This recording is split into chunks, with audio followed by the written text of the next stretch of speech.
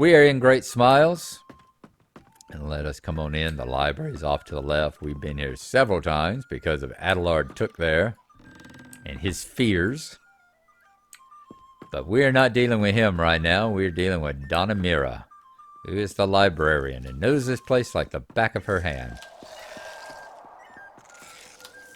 You are looking for a book of scary stories? What scary little music or sound effects started up? I cannot say that any come immediately to mind, for hobbits do not generally write down such things, though they do enjoy sharing them in person, especially in warm comfort, with the dark of night safely behind shuttered panes and far away. You're welcome to look for yourself, Nomadan. Search the bookcases, looking for scary stories. This bookshelf is a mess, but it might have the book for which you seek. None of the books on this shelf seem very scary. No scary books in this bookcase. None of the books on this shelf seem very scary. You find a tattered book that seems to contain frightful tales. Now, did they actually give us the book? Nope, they gave us stuff that we need to sell. What about here? Anything about there? Yep, scary book. The title of this book is faded and cannot be read. You can make out the word chill and nothing more, but you are certain that it contains many frightening tales. Well, this is very curious. I do not believe I've ever seen this book before. The letters on the cover are very faded and most indistinct. I cannot read very much of the title, but the first word seems to be chill. I believe it promises chilling tales, and a cursory examination seems to bear out this presumption. Feel free to take it with you, Nomadan, and bring it to Bingo Boffin for his perusal. May it increase his enjoyment of the Harvest Festival. I know he will see it returned to me, eventually. So bring the scary book to Bingo at the party tree. We will do that. I'm not going to make y'all come along with the entire walk or entire run all the way back over there again. See, there's the Great Smiles. We're not going to make y'all come along for the entire run all the way back over to the top of the hill over here. And I need to stop and get something else to drink right quick because my throat is getting a little bit parched. And I know there's more talking to do. So we'll cut it there and I will rejoin you on top of the hill there at the party tree.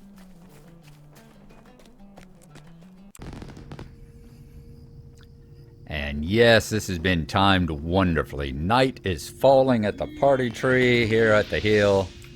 We'll cut the UI back on. And we are here to talk to Bingo Boffin. Let's go ahead and chat him up. A little spooky research. Ah, this book looks perfect, Nomadan. Thank you. I shall spend some time becoming acquainted with the tales within, and it will be time to share spooky stories before you know it. Alright, completed. Is that going to give us a update? It did. 8 of 10. Alright, so you can almost complete your daily stuff just doing this. A night for ghost stories. It is nearly time, Nomadan. Let me know when you're ready, and we will go to the Greenfields together. Sure. Let's go ahead and let's go to the Greenfields together. Are you ready? We will wait until it's properly dark and then be off. Well, we have timed this perfectly. It's worked out even better than trying to find Bill Fernie and getting the bandits on the hill. It's nice when you get things when the clock works out well for you, isn't it?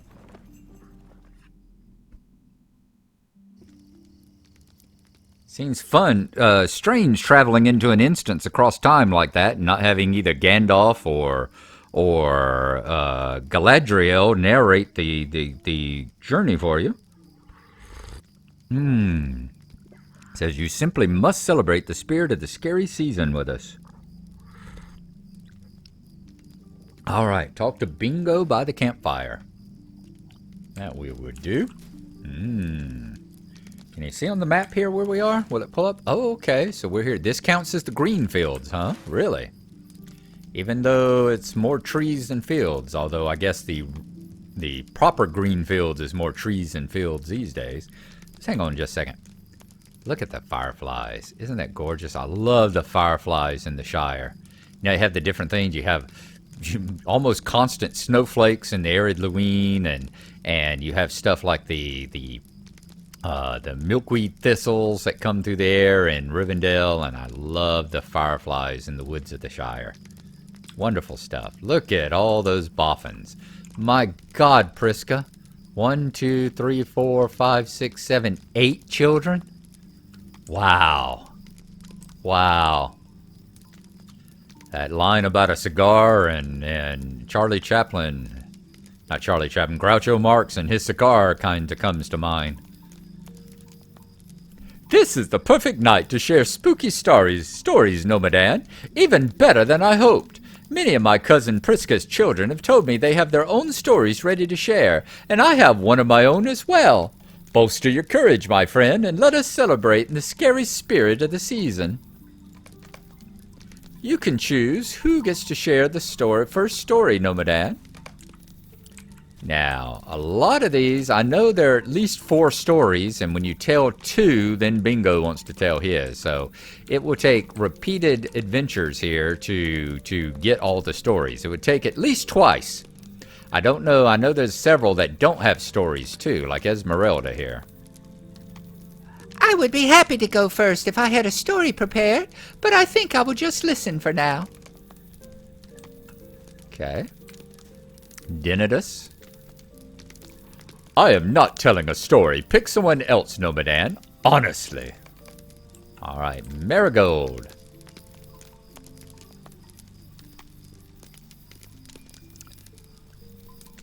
I overheard this story when I was very little, and it made quite an impression. I vowed never to let fear be the master of me, and so far it hasn't, and won't. Some hobbits could still learn that lesson, I'd say. Long ago, a wealthy hobbit named Longo Proudfoot lived alone in a fancy manor in Michael Delving. He enjoyed expensive things and employed many servants, and it was a poorly kept secret that he did not treat them very well. He enjoyed the food they prepared for him, but he was consumed with distrust, and he feared they would sneak into the pantry and steal the ingredients within for their own families. So it was that Longo had strong locks and heavy bars installed on his pantry, and carried the only keys. When it was time for his servants to prepare his dinners, he would march them to the door, carefully unlock everything, and stand by watching while they removed what they needed. He carefully marked the quantities of each of his foodstuff, and if it seemed more was being withdrawn than was necessary, he had strong words at the ready. This continued for some time, but still Longo was certain that his servants were stealing his food. I cannot say for sure, but it seems to me that the extreme measures he used to prevent it must have inflamed the servants' desire to perpetrate some thievery, but that might just be my perspective as a rebellious hobbit. At any rate, there came a day when Longo's suspicions were at their greatest level, and he called all his servants into a sitting room. I no longer have need of your services, he proclaimed, and dismissed them all. Go steal from someone else's larder, he cried, as they streamed from the manor. That night, as Longo lay in bed, he found that his suspicions had not been eased by dismissing all his servants.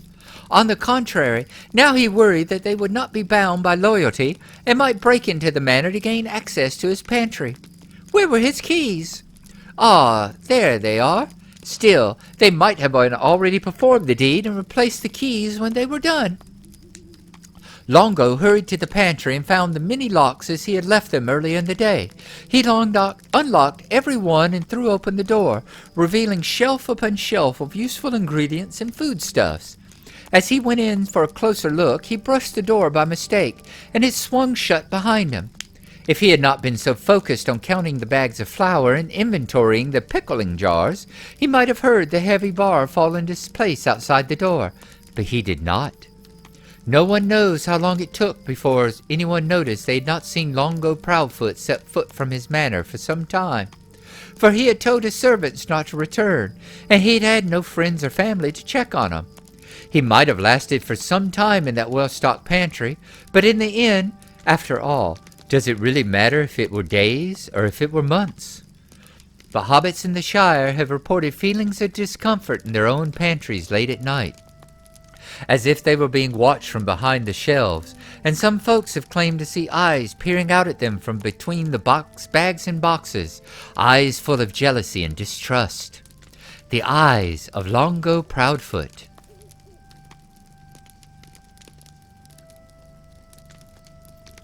Well, that was certainly something. Who shall go next? Not for you, Dennis? Nope. All right, what about Camellia? Camellia, do you have a story for us? Oh, you do indeed.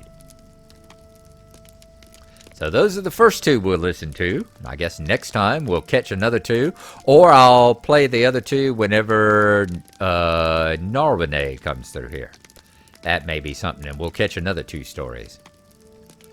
When we came here to see Cousin Bingo and celebrate the Harvest Festival with him, we crossed the Brandywine Bridge and took the road by Stock.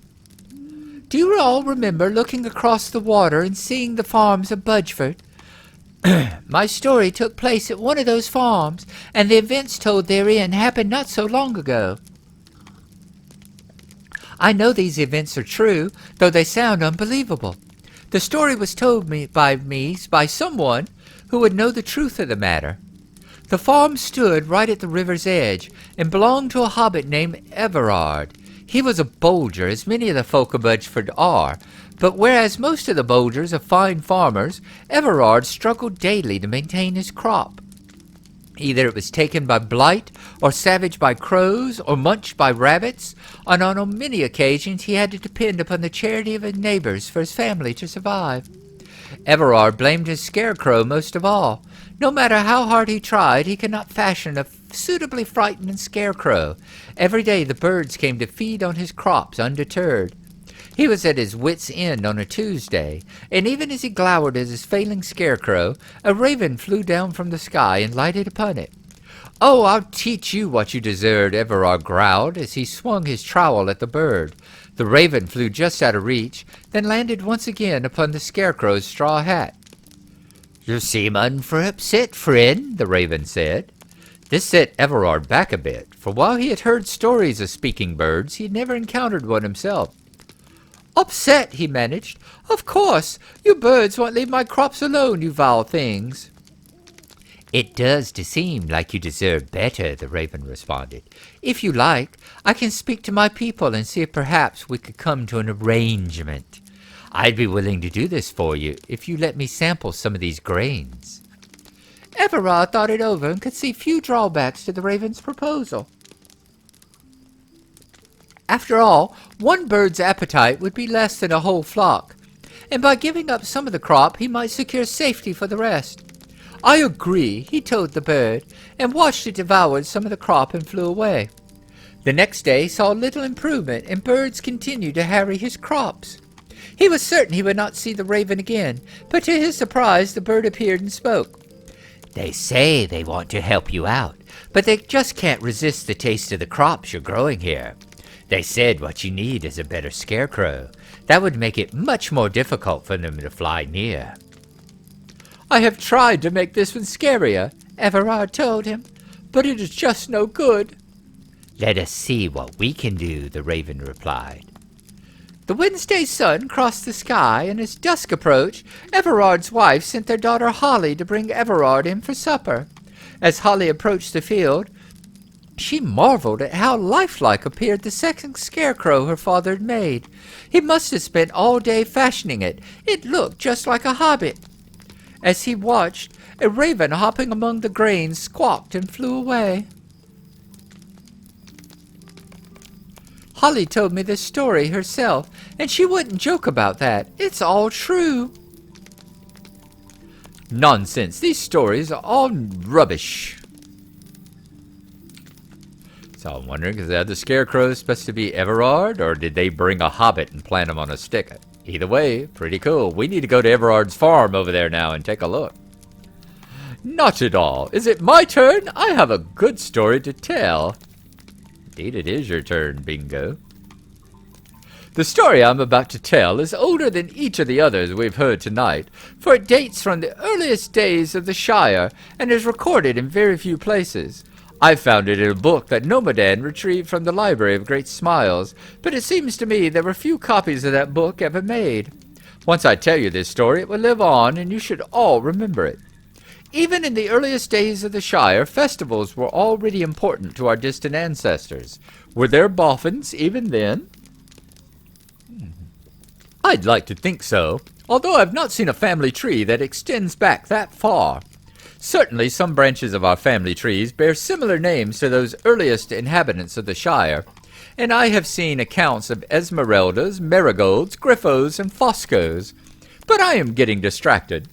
A young girl by the name of Menegilda desired to win a dancing competition, but her chief rival, one Peony, excelled at the art and bested her at every opportunity. Menegilda was obsessed with winning the great prize, and she became convinced that Peony owed her success to the violet shoes that she always wore. Menegilda hatched a plan to steal the shoes. She surprised Peony on the banks of the Brandywine and demanded she hand over the shoes. Peony refused and said there was a spell on the shoes. They would only work at her command, and they would do Menegilda no good at all. Menegilda was not dissuaded. In fact, the revelation that the shoes were enchanted filled her with happiness. At last, an explanation for her continued failure to beat Peony at dancing. Peony removed the shoes and threw them at her rival. "Fine," she cried. "Have them. I would tell my father what you've done, and you won't be allowed to dance at all." This was a mistake, but Peony did not understand the rage that seethed within Menegilda's heart. Menegilda charged at her with arms raised and pushed Peony into the river. She never surfaced. Menegilda put on her stolen shoes and returned to town. There were whispers, but no one had seen her encounter with Peony, and it was believed that Peony may have run away, seeking her fortune beyond the borders of the Shire. Menegilda did not care. Her every thought was bent on winning the next dance contest. A few weeks later, Menegilda wore her new shoes and danced on the stage before all the assembled hobbits. Everyone cheered and applauded, as they had never seen such dancing before, not even when Peony had participated. Menegilda was the clear winner. And yet, something was wrong. Someone tried to present Menegilda with the winning ribbon, but she merely continued to dance. Everyone applauded again, but she showed no sign of stopping. "I think that's enough, dear," someone called, but now there were tears streaming down Menegilda's face, and the assemblage came to understand that she wanted to stop, but she could not. Folks rushed the stage and sought to remove the violet shoes, but they wouldn't come off.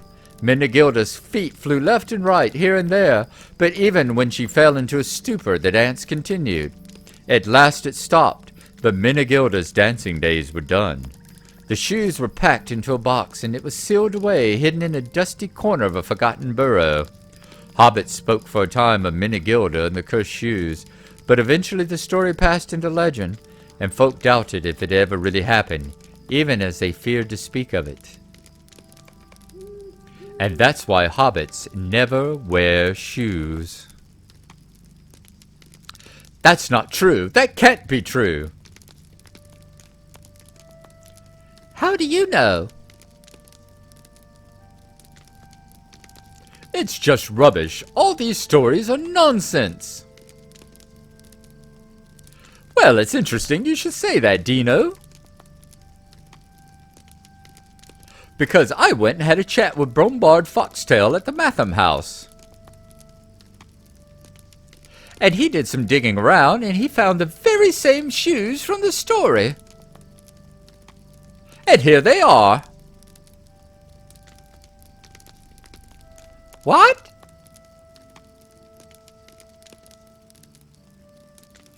There's no way those are the same shoes.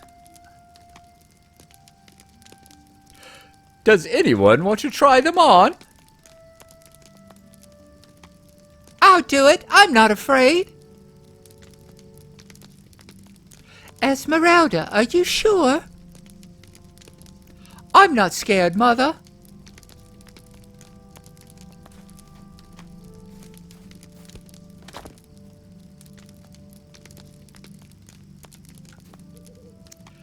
They fit perfectly.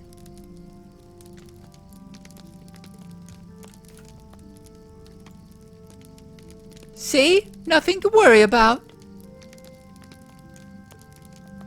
All right, Esmeraldas, you should probably take them off now. I can't! I can't stop! No, oh no, Esmeralda! Nomadan, help her! Trying to remove shoes.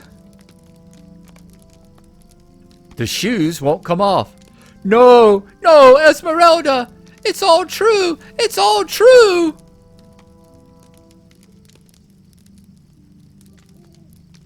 Ha ha ha ha ha ha ha ha. What fun! What do you think, Nomadan? It seems to me that Esmeralda should try acting at the Frostbluff Theater. That was a convincing performance. I'd say we certainly gave Dino a taste of the season, wouldn't you? Oh, it's all in good fun. He'll be fine. He just needed a good scare. We wouldn't have carried out this trick if Priska hadn't given her permission, and she thought it might do him some good, just as we did. It's the season for scares, after all. Your private encounter was shut down.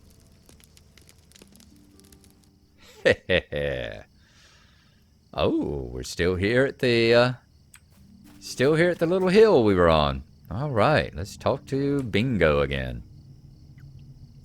Ha ha, that was great, Nomadan. I think we finally managed to frighten the unfrightenable. The spirit of the scare is still alive and well in the Shire, despite rumor to the contrary. You had better go and check on him. We don't want him falling into any trouble on our account, after all. Dinadas ran off to the northwest. He's probably laughing about it now, although he'd never admit it. So find Dinadas in the Bindbow Wood. And we're going to have to leave the Greenfields here. Oop, I just saw a light blue bear, so that's one thing we're going to have to look out for. Because the creatures out this way might still be dangerous to us. And there are bears and spiders in the Bindbow. And probably definitely some goblins as well. So we have to be careful. Yep, see, right there. Crazed Broadtooth. Of course, there's boars everywhere. So let's watch out for it. I love the fact that we managed to time this just right so it's nighttime. Adds that little extra spooky touch to it all, doesn't it? And drinking my broth is nice too. I've overdone it on the coffee. Well, I can't say I've overdone it, because I'm drinking a brand called Pure Roast, which has got extra antioxidants in it, and it's got only 1/4 of the acid of regular coffee. So I figure if instead of my 2 cups a day, I can have 4 cups a day, that's okay. Because after all, it's the acid that is the problem with my stomach, and I can't have. You have found Dinadas Boffin. That was horrible, Nomadan, and very mean. I expect a full apology. You should not go around trying to scare people for no reason. You explained that Bingo believed his cousin might enjoy the Harvest Festival more if he let himself be scared from time to time, and Dinadas flails his arms wildly. Bingo thinks nothing scares me. I have become a victim of my acting skills, Nomadan, and gave too fine a performance. Do you remember when we explored the Haunted Burrow? I worked so hard to see through the spooky atmosphere and lay it bare as a sham, but deep down I was full of fear. Every bump, every sudden movement, every deep shadow seemed to promise some new form of terror. Foolish Nomadan, I do not fear nothing. I fear everything. Completed A Night for Ghost Stories. Did that complete 10 of 10? Nope, that's 9 of 10. Frightened beyond disbelief. Now, you may know my secret shame, and I trust you will keep it to yourself. It all began some time ago. Excuse me, when I offered to walk Celadine Brandybuck back to her home after a dinner party my mother hosted. Celadine was very happy to have the company, but as we began the walk I saw that the hour was much later than I thought. The night was dark and the shadows were deep, and my blood ran cold at every creepy sound. I knew if I did not do something, Celandine would know me for a coward. Cry disaster! In order to mask my fear, I adopted a brazen attitude and mocked every fear I felt. It was all an act at which I had become all too practiced. Dinatus frowns. Still, Bingo is my cousin, and that was a mean trick for any family member to perform, at any remove and no matter the distance. Speaking of distance, I was on my way back to the Greenfields when you caught up to me. I turned around because I heard something scary and dropped my pack and ran back this way. Do you think you could retrace my steps to the northwest and find my pack? I don't think I have the courage to go back and look for it. All right. So we are going to continue to the northwest, looking for his drop pack. This one may run about 30 minutes because, whoops, foraging wood bear, yep. There we go. I knew I should have watched out for him. Unnatural blue fires blaze in the darkened wood. Let's go ahead and take this guy on. Oh, here comes another bear. Whoa, that wasn't the one I was trying to shoot for, damn it. I am going to be very aggravated. There we go. Wonderful. Thank y'all. Nice to know that the spirit...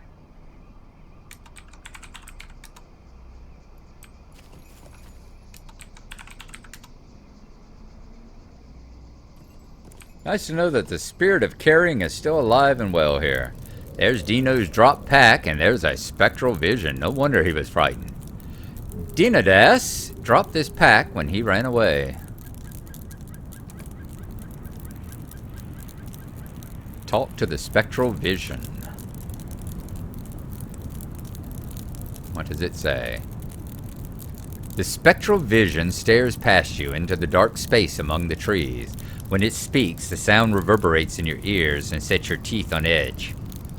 There can be no reparations for the hurt that has been done. In 1 year, all will fear the parting of the wood. None will escape the curse of the eerie acres. Despair and repair to your holes, for none but one will laugh when it is all done. The vision stops speaking and the spaces between the trees fall silent. All is cold. Alright, let's get back down the hill to... Thank you. Get back down the hill to Dino here.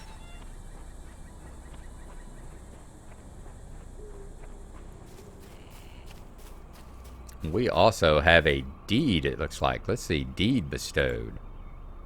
The Haunted Burrow, 0 of 7. So, yep, we can get in the Haunted Burrow now and get Burrower. I think we have to do each one of the quests one time to get through that part. Bingo has come here and he apologized for the trick, and all is well now. We don't need to discuss that thing I told you, Nomadan, alright? Good. You gave Dinadas his pack. After a moment's thought, you tell him that you saw something unusual nearby. Oh, what? What was it? Actually, perhaps you should tell Cousin Bingo. I don't think I need to hear about it. I don't believe in that sort of rubbish. No, indeed. I apologize to Dinadas for our scary trick, but I think it did him some good. Now, what has whirled you up into so much confusion? You quietly tell Bingo about the spectral vision you saw in the wood, and he looks at you skeptically. Is this a joke or a trick of your own? You really saw this thing? What fun! A mysterious apparition appeared in the wood? How delightful! I simply must see it for myself. Let's go, Nomadan!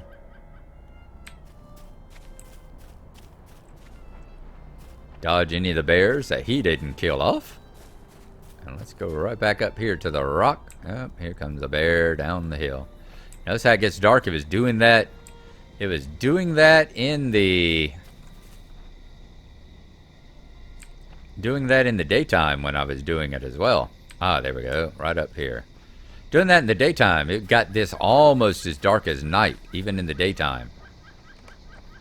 You know this was the location, but the apparition is gone. It's gone? I'm disappointed, but that just makes me even more curious about it. What is going on here, Nomadan? What does Dinadas think? Perhaps afterward you can circle around to that building on top of the hill and see some sign of the apparition.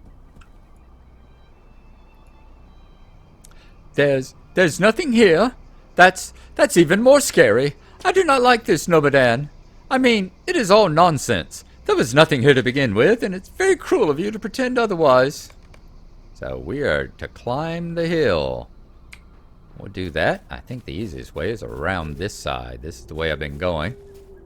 And there's a couple of rampy. Yep, follow the other hunter there. A couple of rampy areas that leads up.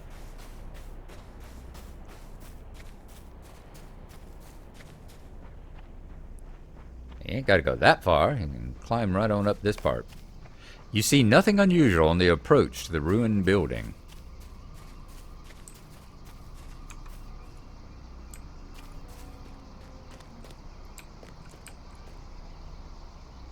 You stand atop the ruin, but see no sign of the spectral apparition. Alright, so talk to Bingo. There we are. And another drop. And now we'll talk to Bingo. You didn't see anything? I am not surprised. Whatever it was here, it clearly does not want to be seen again. I wonder why. My mind is full of questions, Nomadan. This is truly an autumnal mystery. I need some time to think it over. I will meet you back at the party tree. This wood has become very spooky, and while Dinadas may not fear anything, I have to confess that this place has given me the chills. I love it, but perhaps we should meet back at Hobbiton all the same. Completed an autumnal mystery. Alright, let's talk to Bingo near the party tree. We're going to work our way back that way. I think that's the route to Hobbiton there, isn't it? Yep, that goes to Overhill. So that is where we're going. We'll get through the Bindbow forest here. Bindbow wood. And see if we can make it through the Bindbow lumberyard as well. Because that's what the folks in Overhill do mostly. They are loggers, and they get up here and they log this forest. You can see the stumps and all right up here. I thought there used to be more goblins and stuff. I thought there used to be goblins wandering around in this part.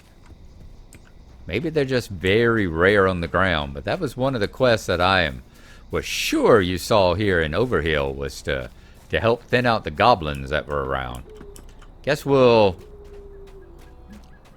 know whenever we get around to doing SLOTRO 3, the Shire edition. Because remember, we've said that we are going to do that. There's nosy hobbits. Those are the ones that interrupt you when you're running the mail packages. Just like the bobbers-to-be would interrupt you whenever you were carrying the other thing there. Can we turn the light on? Let's turn our light on. Now that we're out of the forest and out of the spooky sound effects, we just got the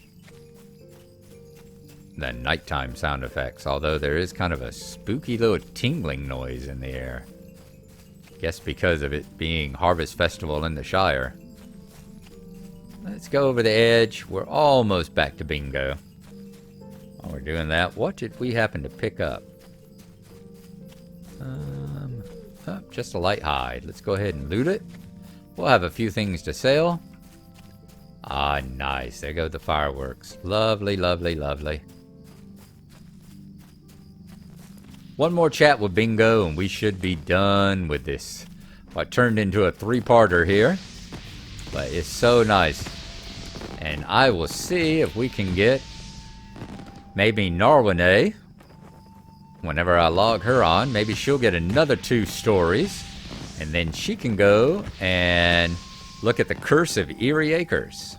Alright, Frightful Tales. I am very excited about this autumnal mystery, Nomadan. I have read many scary stories.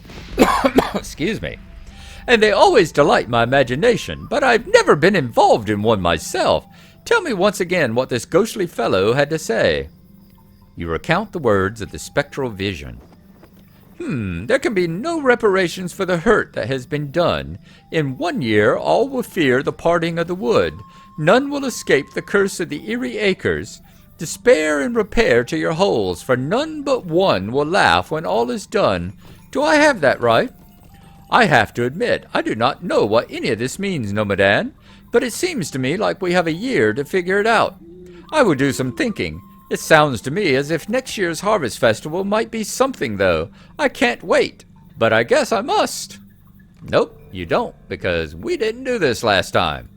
So next time, we will be on Gnarlo, and we will do the Curse of Eerie Acres, indeed. So there you go. That has got us set. I hope y'all have had a good adventure. I have really enjoyed it. It's always nice to have new things to do in this game. Stuff I haven't experienced before. And yes, the pony for Westmead's over there, and I guess I'm even going to have to go and experience the